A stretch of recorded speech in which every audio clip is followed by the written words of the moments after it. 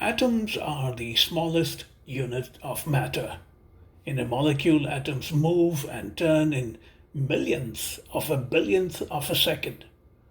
That frustratingly unfathomable time unit is known as femtoseconds. If you think a femtosecond is impossible to comprehend, consider an attosecond, which is a billionth of a second. For comparison, remember that a hummingbird beats its wings 80 times per second, but even that movement to our eye is like a whirring blur. An electron residing within an atom can move and turn so rapidly that it seems like a blur even within a femtosecond. We are talking a few attoseconds. In order to study the movements of electrons, what is needed are unimaginably short pulses of laser.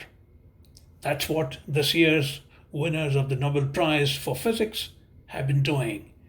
They are Pierre Agostini, Ferenc Krausz, and Anne Lullier. In the process, they have invented a whole new research field of attosecond physics.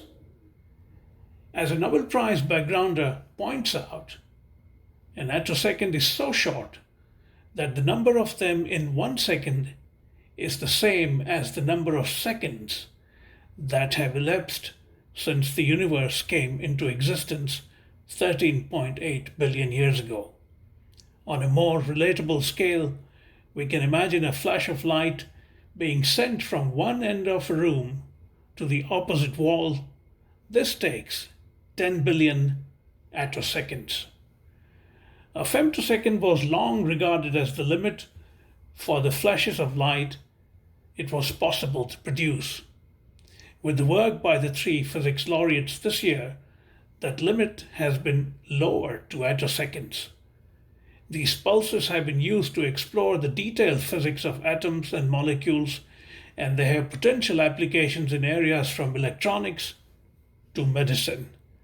For example, attosecond pulses can be used to push molecules which emit measurable signal. The signal from the molecules has a special structure, a type of fingerprint that reveals what molecule it is. And the possible applications of this include medical diagnostics.